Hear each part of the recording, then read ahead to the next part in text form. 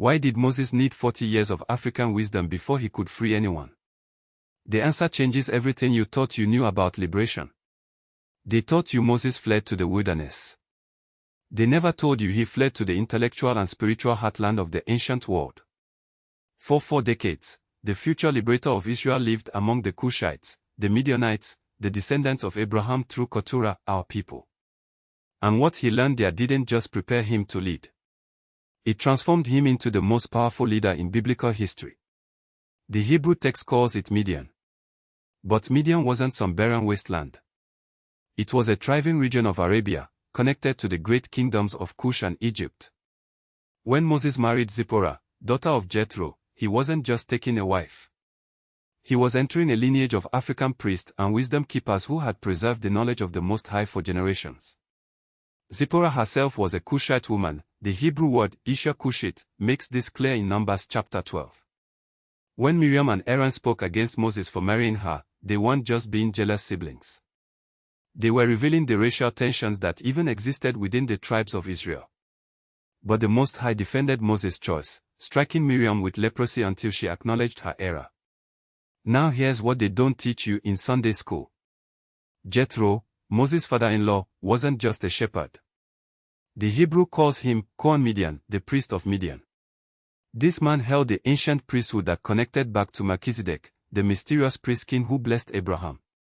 When Moses spent those 40 years in Midian, he was receiving the deepest spiritual education available on earth. Jethro taught Moses the art of righteous judgment. In Exodus 18, after the liberation from Egypt, Jethro watches Moses trying to judge every dispute among 2 million people by himself. And this African priest king tells the great liberator, "What you're doing is not good. You'll burn out, and so will the people." Then Jethro designs the entire judicial system that would govern Israel, a system of judges over thousands, hundreds, fifties, and tens. The organizational structure that sustained Israel for centuries came from African wisdom. But the spiritual education went deeper. In those 40 years, Moses learned the sacred names of the Most High that had been preserved in Africa since the time of the patriarchs. When he encounters the burning bush, he doesn't ask, "Who are you?" He asks, "What is your name?" Because he already knew he was meeting the God of his fathers. The African priesthood had kept that knowledge alive.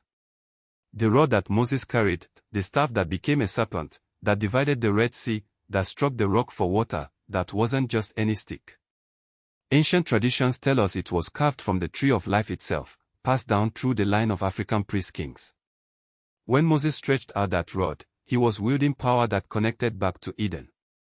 And consider this, Moses, who they call the meekest man on earth, needed 40 years of African spiritual formation to develop that humility. The Egypt he fled was built on the backs of Hebrew slaves. But the Africa he entered taught him that true leadership serves the people, not the other way around. Jethro's tribe practiced the kind of righteousness that Egypt had forgotten. The 10 plagues that devastated Egypt weren't just random displays of power.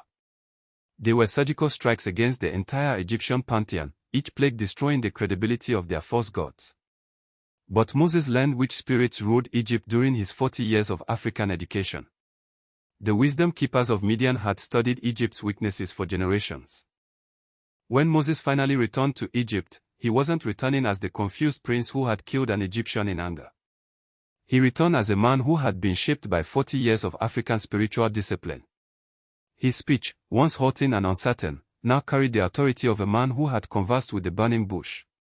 His leadership, once impulsive and violent, now reflected the patient wisdom of the desert. The Israelites weren't the first people Moses learned to shepherd.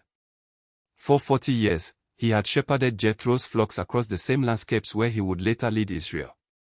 Every water source, every mountain pass, every grazing ground, Moses knew them all. The wilderness that seemed terrifying to the Israelites was home territory to their leader. Africa didn't just host Moses during his exile. Africa educated him, shaped him, and prepared him for the greatest liberation in human history. The wisdom that freed Israel came from the continent they want you to forget, taught by the people they want you to ignore. You carry the DNA of the wisdom keepers who trained the world's greatest liberator. Your ancestors weren't the students, they were the teachers. Follow Ponolens to discover the rest of the truth they buried about your heritage.